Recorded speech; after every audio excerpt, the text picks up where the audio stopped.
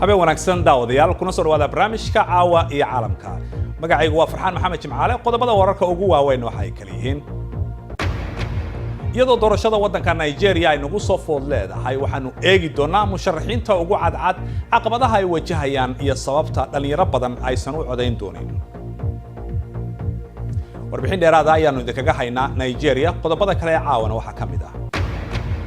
dagaalkii ugu dambeeyay ciidamada Mareykanku uu taageerayo ayaa dagaal ku haya haraadigii ugu dambeeyay ee kooxda la baxday dawladda Islaamiga ee Suuriya ka dagaalamaya dooda khamiista caawana waxaanu ku eegi doonaa wax ku oolnimada ururka midowga Afrika iyo sida uu u meel mariyo go'aamada uu gaaro ururkaasi kala soco BBC News Somali Television-ka raadiyaha online-ka iyo waliba baraha bulshada halkani waa London barnaamijkuna waa caawa iyo caalamka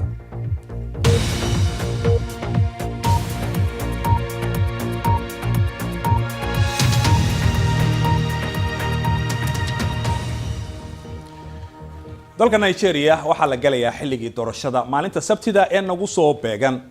waxaana doorashooyinka u sharaxan in ka badan 70 musharax laakiin labada musharax ee ugu cadcad ayaa ah madaxweynaha hadda xilka haya Muhammadu Buhari iyo dhigiisa Atiku Abubakar in ka badan 80 milyan oo qof oo reer Nigeria ayaa u dareeri doona goobaha codbixinta si ay u doortaan madaxweyne iyo xubnaha baarlamaanka iyadoo gudoomiyaasha goboladana la dooran doono bisha soo socota ee March Muhammadu Buhari ayaa waxa uu horey u ahaan jiray generaal ka tirsan ciidamada wadanka Nigeria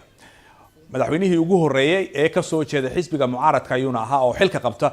waqti ka badan 20 sano tan kale madaxweyne Buhari oo 67 jira ayaa waxa jira su'aalo ka taagan caafimaadkiisa oo markaasi la sheegayo in ay ku sameeyaashiisa bedelayaan inta badan oo isbitaalada uu ku jiray dhanka kale Atiku Abubakar ayaa horey u soo ahaan jiray madaxweyne ku-xigeenka isagoo isku halaynaya khibradiisa ganacsiga waxaana markan ay tahay markii afraad ee uu isku soo taago xilka madaxtinimada wadankaasi wuxuuna ballan ku qaaday inuu nabadgelyada gobolada waqooyiga dib u soo celin doono balse eedeymo musuqmaasuqa oo xilligii uu madaxweyne ku-xigeenka ahaa lagu eedeeyay ayaa wali daba taagan taasoo ah waxa ugu muhiimsan ee ay wajahayso cidii ku guuleysta doorashada wadanka laakiin dhalinyarada oo boqolkiiba 60 ah bulshada Nigeria ayaa sheegaya in aysan codeyn doonin maxay tahay sababta waxa eegaya Isxaaq Khalid Ahmed Xaaji Xasan ayaa soo jeedinaya ololaha ugu dambeeya ee doorashada Nigeria madaxweynaha xilka haya Muhammadu Buhari oo 76 sano jir ah ayaa mar labaad u tartamaya jagada ninka loolanka adag uu kala kulmaya waa Atiku Abubakar oo 72 sano jir ah horeyna u ahaa madaxweyne ku-xigeen ku dhawaad kala bar ka mid ah dadka codeynaya waa dhalinyaro 35 sano ka yar taageerayaasha daacadda ah waxa ay ka qayb galayaan olole ka dhacaya meelo fogfog laakiin dhalinyaro badan ma codeyn doonaan 26 sano jirkan ka shaqeysa Bajaita Aliyu Baba waxa uu sheegay inuu 2015kii codeeyay balse uu niyad jabay haddana uu go'aansaday inuusan codeynin sababtoo ah waxaanu dareemaynaa amni la'aan ama safka codka waa geli karnaa burcad baa imaan karta oo xabada nagu furi karta sidoo kale Rajal Ane waa 35 sano jir ka shaqaysata meel timaha dumarka lagu hagaajiyo waxayna sheegtay inaysan codeyn doonin aysan kalsooni ku qabin hannaanka siyaasadda waxay tiri haddaad codeyso codkaaga qiimo ma leh waxa ay keenayaan qofkii ay rabaan anigu ma codeynayo waxayna intaas ku sii dartay inay haysato kaarka codeynta boqolkiiba 60 ka mid ah bulshada Nigeria oo lagu qiyaaso ilaa 200 oo milyan oo qof waxay da'doodu ka yartahay 30 sano in badan oo iyaga ka mid ahna uma diiwaan gashana inay codeeyaan halkan Nigeria dhalinyaro badan waxa ay ku nool yihiin faqri shaqo la'aan ayaa haysato waxbarashana ma heli karaan dareemayaan in siyaasiyiintu ay dayaceen taas oo sababtay inay diidmo bahsan dhalinyarada ka timaado jaamacadda Abuja oo ay tahay in mar kasta ay buuxdo balse hadda aad ay cidla u tahay in ka badan 3 bilood Falakiya iyo saaxiibteeda Fatma ma aysan xaadirin fasalada taas oo ay u sababeeyeen shaqo joojinta dalka oo dhan saameysay ee macallimiinta oo dhawaan la soo afjaray waa markeedii ugu horeysay ee codeynayso way ku jahwareersan tahay balse waxa ka go'an inay codkeeda dhiibato waan daalnay balse waa inaan samayno xuquuqdiinna marka waxay ila tahay in dhallinyarada ay soo baxaan wax uunu sameeyaan isbeddelkeenna waa sababtan u codaynayo inkastoo diidmada dhallinyaradu ay baahsan tahay haddana in ka badan 42 milyan oo qof oo da'doodu ay ka yar tahay 35 sano ayaa u diiwaangashan codaynta waxayna filayaan in kuwa la dooran doono ay wax ka qaban doonaan dhibaatooyinka saameeyey dhallinyarada Nigeria. mar waxay haysteen dhul baaxad leh oo ku yaala dalalka Suuriya iyo Ciraaq laakiin iminka kooxda isku magacawday dawladda Islaamiga ayaa waxa ay isugu soo ururayaan tuulo yar oo la yiraahdo Baaqus oo ku taala wadanka Suuriya waxaana ku xeeran ciidamo xulafo la ah Mareykanka waxaana ay qaadeen waxay ugu yeereen weerarkoodii kama dambaysta ahaa kaasi oo laga yaabo in kooxda ISIS ugu dambayn dhul ay xukumaanba uu jiri doonin oo lagala wareego Cabdiraxmaan Bidaan ayaa eegaya ciidamadan uu Mareykanku taageerayo ee jooga bariga dalkaasi Suuriya ayaa waxay qarka u saaran yihiin inay guul kama dambaysta ka gaadhaan kooxdaasi ISIS laga soo bilaabo toddobaadkii hore dabeeqadiisa ayaa dadka rayidka ahi ay ka barakacayeen dhulkan ay haystaan mintidiintu iyadoo imika ay dadkaasi rayidkii haddaba badankoodu ka bixin halkaasi ayaa waxaa imika la xoojinayaa guluftii bilaabantay maalintii sabtidii ee toddobaadkii hore markaynu dhulka eegno ciidamada jabhadda dimuqraadiga ayaa waxay la dagaalamayaan 500 oo mintidiin ah oo iyagu ka tirsan ISIS oo iyagu goobtii ugu dambeysay ee ay halkaasi ka haysteen jilibka aastay هناك عاملين يؤثرون بشكل مباشر على هذه waxaa jira laba wax oo saameyn weyn ku leh dagaalkani mid waxa weeye argagixisada halkan joogta waa xul ka yimi dalal kala duwan Yurub, Afghanistan, Pakistan iyo Ciraaq waa rag khibrad leh oo kooxo badan la soo hawlgalay sida Al-Qaacida waxa kaloo jirta halkani waa difaacoodii ugu dambeeyay laakiinse ciidamada cirka ee Mareykanka ayaa iyaguna dhankooda ka qayb qaadanaya dagaalka iyagoo dusha ka duqeynaya goobaha yaryar ee weli ku hadhay ISIS waxaana la sheegay in waxa ISIS ku soo hadhay ay tahay tuulo yar oo laba jid ka kooban oo la yiraahdo Baaqus markii ay ISIS kor u socotay 4 sanadood ka hor waxa ay haysteen dhul ballaaran oo ka tirsan Suuriya iyo dalkaasi Ciraaq laakiinse imika waxaad moodaa inay soo koobeen iyadoo oo xulafooyinka Ruushka iyo Mareykanku ay kala horgaaminayaan ay aad ula dagaalameen kooxahaasi isla markaasina ay ku qaadeen olole aan kala go' lahayn waxaana isugu soo ururtay imika khaliifadii ay kooxdaasi ku dhawaaqday Baaqus hogaamiyaha kooxda ISIS Abu Bakr al-Baghdadi ayaa isagu waxa uu ku dhawaaqay in khaliifad islaamiga la sameeyay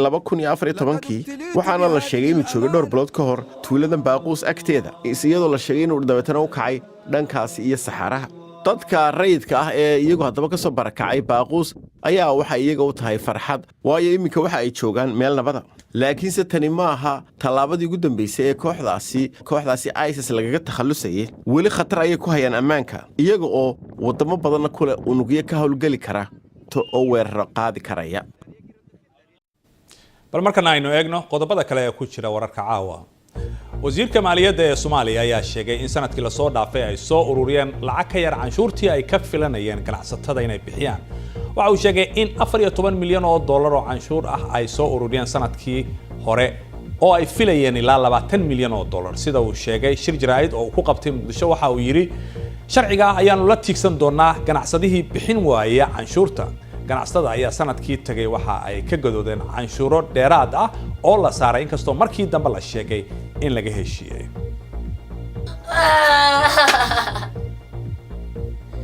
saraakiisha India ayaa sheegaya in ugu yaraan 74 qof ay ku dhinteen tobanaan kalena ay isbitaalka u yaaleen markii ay cabeen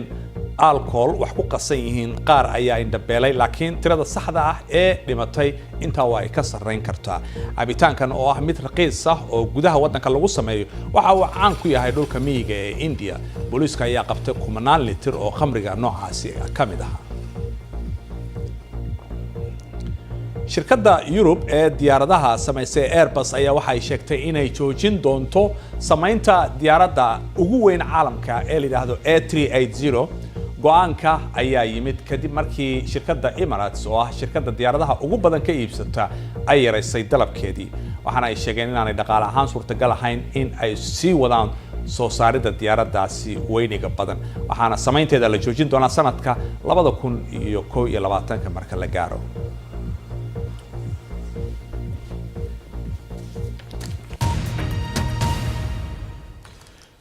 waxaanu maqalnaa magaalooyin qashin buuxiyey oo nadaafad darro la deris ah. haddaba waddanka Sierra Leone bishiiba hal mar ayaa la sameeyaa olole nadaafadeed.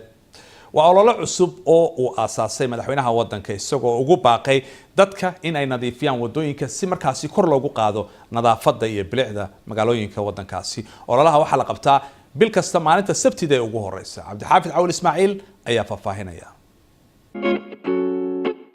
u soo baxa ololaha nadaafadda. u malayn maayo inuu jiro qof nabadda jecel oo reer Sierra Leone ah oo aan jeclayn fikradda ah in dalka la iska nadiifiyo. Freetown Sabtida ugu horeysa bil kasta dadweynuhu waa inay nadiifiyaan wadooyinka magaalada. qof kasta wuu og yahay sababta loo nadiifiyo magaaladu inay tahay in laga hortago xanuunada waayo caafimaadku waa qaali. ololaha nadaafadda waxaa bilowday madaxweyne Julius Maada Bio iyadoo oo doonaysa inay kor u qaado nadaafadda iyo wax soo saarka bulshada. sababta maalinta nadaafadda loo sameeyey waa inay dadku helaan maqaam lagu xusuusiyo muhiimadda uu leeyahay deegaan nadiif ah. qaramada midoobay waxay sheegtay in reer Sierra Leone 20% ay ku nool yihiin meelo qashinku ku badan yahay uuna ka maqan yahay adeega aasaasiga ahi.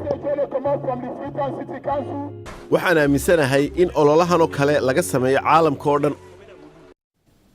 mar walba waxaad nagala socon kartaa BBC Somali Facebook, fadlan waxaad raadisaa BBC News Somali halkaasi oo aad ka heli doonto muuqaalo falanqayn dheeraada iyo wararka ugu waaweyn. si aad u hesho wararkii ugu dambeeyay Soomaaliya caalamkaba nagala soco BBC Somali Twitter iyo Instagram. wali waxaan noo soo socdo qaybta dambe ee barnaamijka aad ku daawan doontaan doodii caawa oo aan ku eegi doono wax ku oolnimada ururka midowga Afrika iyo sida uu meel mariyo go'aamada uu gaaro ururkaasi. waxya kadib ayaanu isku soo noqon doonaa.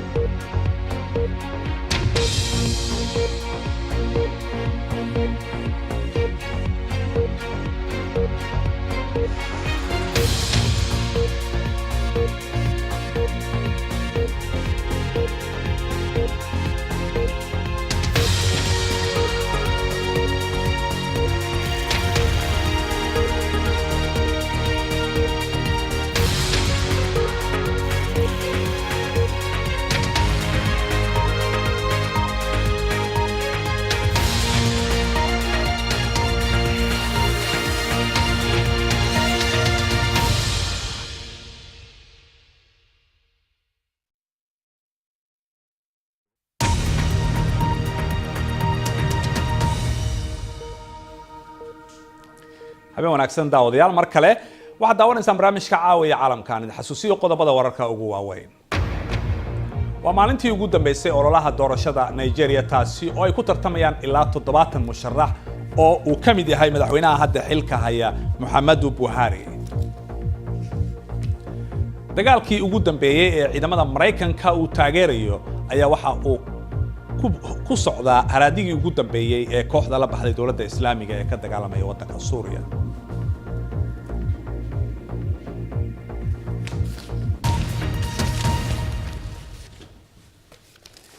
waxaanu ku bilaabaynaa kulanka 32 ee madaxda midowga Afrika ayaa la soo gabagabeeyay isniintii. shirkaasi oo socday 2 maalmood waxaa looga hadlay xaaladaha qaaradda iyo sida wax looga qaban karo. madaxda Afrika ayaa sanad kasta dejiya siyaasado cusub waxay eegaan sida loo meel mariyo go'aamada iyo shuruucda horey loogu heshiiyay ee qaaradda.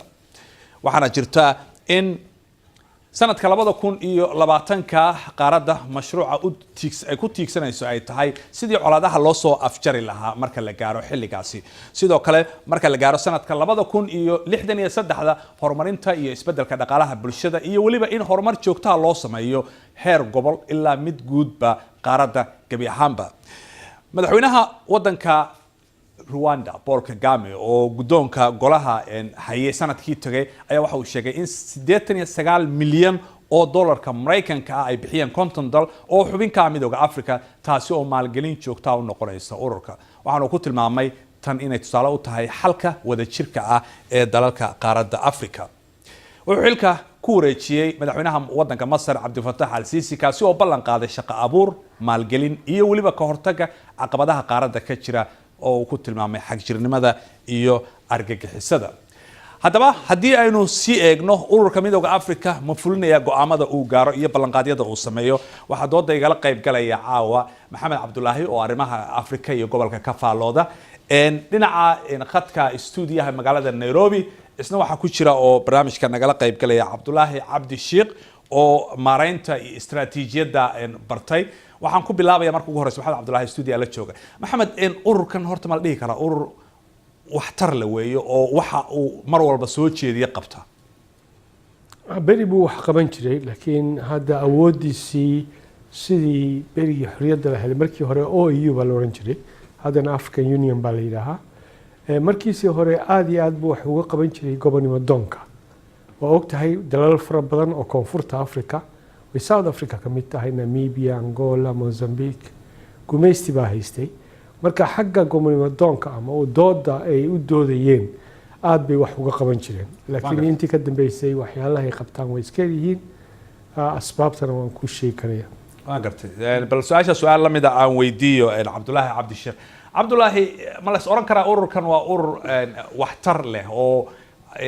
karti leh wax qabta mar walba? waad mahadsantihiin xaqiiqatan aniga sida ila tahay ama ii muuqato ururku waxaan dhihi karaa horaan wuxuu soo ahaan jiray hadda waa magacuyaal sababo jira awgood oo anigu aaminsanahay inay maartay wadan uga jirto maartay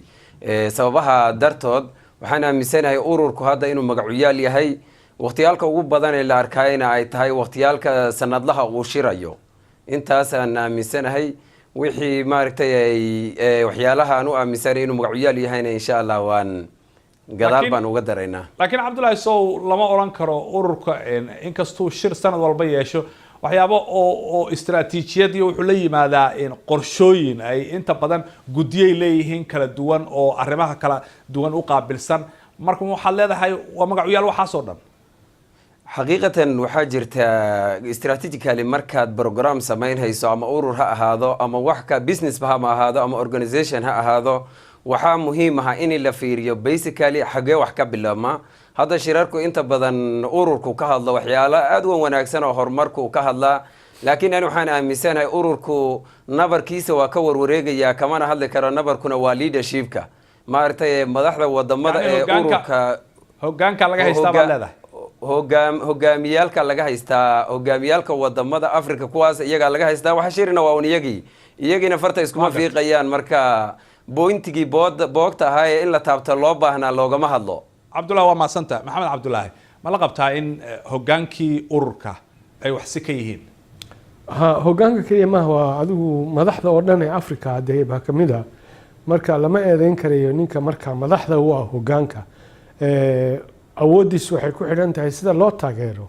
dhibaatadana siduu sheegay waxa weeyaan sida ma jirto qadiyad hadda Afrika ka dhaxaysa oo wax ka qabtaan dhowr qadiyadood baan ku soo qaadi karayaa oo la filanay inay wax ka qabtaan xaggii gumaystaha iyo dadkii la adoomeysan jiray mashruuc baa jiri jiray in magdhow la weydiisto wadanada galbeedka mashruucii xaggee uu ku dambeeyay waxaa jirta waxyaalo fara badan oo hadda ka dhaca Afrika wayna ka xanuunsaneen Afrika kamida Congo oo kale xoolaha Congo waa la iska gurtaa waxaa kamida Soomaaliya oo maanta aan loo ogolayn inay degto ama nabad hadeen uma hayno inaan loo ogolayn Soomaaliya ayaga qarash iyo naf iyo maali wax walba geliyay oo ciidamada midowga Afrika ku dhinta maalin walba lama socotid inay ayagu lacag ka bixiyaan lacagtu waa lacagtii xaq ay u lahayd Soomaaliya oo ay ka leeyahay beelaha Europe oo kale oo Afrikada kale la siiyo lacagtii baa mushaar loo siiya askar Afrikaana ciidankii Soomaalidan lama doon la dhiso Soomaalida sanad dhaano marna ma yiraahaan maxawiyaan no war no peace wayaan xaaladda mataqaana Soomaaliya hadda ay ku jirto ciidan ma jiro dawladda laguma eedeyn karo tii ka hore ee Soomaaliyeed laguma eedeyn karo waa xaalad jirta wax ka xanuunsada Afrika isma xanuunsato horta marka ugu horeysa isma ba xanuunsataba oo waxa kamid ah arinta Congo aan ku sheegayo marka mida kale waxyaalo fara badan oo berigii hore oo ayuuda rajo weyn baa laga qabay ninkii loo jeedan Kwame Nkrumah madaxweynaha Ghana Julius Nyerere afkaar baa jirta laakiin way ku kala baxeen oo gumaystihii baa mid walba dhinac ka galay hadda eegtid mataqaana Faransiiska oo kale dhulalka Faransiiska ilaa maanta uu gumaystaa laakiin Cabdullaahi waan ku soo noqonayaa balan weydiiyo fikradaas waxa madaxa ruuxaya Cabdullaahi Cabdullaahi waad maqlaysay Maxamed doodiis wuxuu leeyahay Afrika iskuma naxdo xaqiiqatan waa runtii Maxamed aad buu ula socdaa tan horta aan ku laabtay leadershipka markaan leeyahay urur ka hadlaysan yahay ma aha Sisi ama Paul Kagame ma aha waxaan ka hadlayaa waa madaxda wadamada tan uu Maxamed ku amaanay maartay waagi hore gobonimo doonka ahaydna example waxaa kugu filan Soomaaliya hadda ciidamada jooga ciidamo dhowr iyo 20,000 ka badan oo Afrikaana jooga cidda lala dagaalamaya cid u dhuuman ma waa cid magaalo haysata serious looma horta pointiga Maxamed aan ku taageersanay pointiga kale ee dhanka gobonimo oo diriirka ahaa Addis Ababa shirku ka dhacay headquarter ka maartay ururkana muddo soo ahayd Addis Ababa inta ku wareejisan maxay tahay dadka ku wareejisan qoomiyadaha Ethiopia ee maanta xaaladda ka jirta maxay tahay ma yihiin dad ku kalsoon ururka Afrika weligii kama hadlin ogaade region ama Soomaalida Ethiopia waxa u taqaanaba wixii ka socday xasuuqa weligii kama hadlin Addis Ababa ku shiri jiray Soomaaliya laakiin seriously ugama hadlin seriously uma dhaxgalin Suudaan hadda waxa ka socda waa loo jeedaa waa un laga hadli laakiin ma jiro si xaqiiqi ah waxba looma galo horumar baa laga hadliyo inay barwaaqo sooran Afrika la gaarsiiyo Cabdullaahi haddaan ka dhaxgala laakiin waxa jooga xogayihii qaramada midoobay Guterres oo ku amaanay bay yiri Afrika dadka ku qaxay gudaheeda iyo dadka qaxootiga ahba aad bay door fiican uga qaadato ku amaanayo dhibaatooyinkaas laakiin runta marka laga hadlo Soomaaliya waxyaabo fara badan inay qabteen oo xitaa ganacsi iyo isku fur qaaladda ay ka hadlayaan oo xitaa aragti ay jirtay in baasaboor guud oo qaaladda wada yeelato la samaysto waxa soo dhan iska in tirnamiya waxna waa asaasiyaad primary weeye waxna waxa la yiraahdaa secondary la yiraahdaa waxyaalahan hadda laga hadlayay first stage ma waa waxyaalihii noqon lahaa second or third stage noqon lahaa marxalada labaad ama saddexaad noqon lahaa weeyaan marxaladooyinkii asaasiga ahaa haddaan Suudaan la dejinin haddaan Soomaaliya la dejinin haddaan maartay Ethiopia dhexdeeda carqalada ka jira la dejinin qaxootiga iyo qaxan iyo dhibkan uu sii socon laakiin dhibaatada faktigan garab marayna Afrika waa konton dal laakiin saddexda wadan oo kaliya ma aha Maxamed adaan ku siinaya konton sanadood ba hadda laga joogaa markii OUda ama ka badan waxaana berigii la bilaabay ba waxa laga hadli jiray ilama hadda wasaan ku sheegay waxa jira Afrika inay gumays Talyaaniga ba sheegay Talyaaniga ayaan dowlad ay isku xumaadeen ma garanaysa Faransiiska waxay yiraahdeen Faransiisku wuxuu ku nool yahay dhaca ay dhacaan Afrika Yurubkii ba hadda hadlaya marka Afrika isma naxdo dhibaatooyin fara badan baa ka dhacday Afrika berigii horena waxyaalaha jiray oo ay kamid tahay gomonnimatoonkaas ee mid ka ahayd iyo cunsurida laakiinse way dadaalayaan meesha African Unionka waa talking shop waa meel wada hadlo marka waan soo gabagabeynaa faragelin baa lagu hayaa baad leedahay waa la gumaystaa baad leedahay laakiin saasoo tahay Shiinihii baa dadaal wada oo ama dadku faragelin ha u arkaan qaarkood oo wax ka dhisayo marka sideed u aragtaa taas nafsirkeeda Shiinuhu dadaalkiisu sameynaya asaga dantiisa wata Afrikana way ka faa'iideysanaysaa hawla rasmi ay halkan ka wadaan sida ula socoto markii ugu horeysay ma wadannada reer galbeedka markii cudaqabateynka lagu sameeyay wadanka Rhodesia marka ay dhibaatada ka dhacday mataqaana Zambia iyo meelaha copperkeeda Tazara trainka la yiraahdo ee Tanzania soo maray waan soo koobay anoo waqtiga ku yar Shiinaha dhisay reer galbeedkuna way diideen waxaan soo koobay marka muxuu yahay xalka marka Cabdullaahi aan siinaya waxaan haynaa seconds baan noo haray Cabdullaahi muxuu yahay marka xalka soo jeedinayso halka aan soo jeedinayay waxa weeyaan ururka Afrika inuu ku mashquulo wadamada Afrika inay dib loo dejiyo oo iyaga nabad laga dhaliyo siyaasiyan bal la ogolaado in Afrika ka dhici karto doorashooyin xor iyo xalaal ah way ugu horeysaa hadda Nigeria oo kaliya ugu horeyso oo shacabka maartay ay la tixgeliyo rabitaankooda aad baad mahadsantahay Cabdullaahi adiguna laba eray shirarka Afrika waan tagi jiray aniga tan iyo 70-nadii shir walba waan ka qayb galay soo koob xalku muxuu yahay halku wuxuu yahay Afrika sidan inay isu dhaanto oo marka arrimahan ay ka wada hadlayaan ay fuliyaan aad iyo aad baad mahadsantihiin Cabdullaahi iyo Maxamed labadiinaba inta ayaan ku soo gabagabeynayaa barnaamijkii caawaya caalamka iyo doodiiba gabi ahaanba waxaan kaga mahad celinaynaa daawashadiina intaan markale kulmayna dhamaantiinba nabadgelyo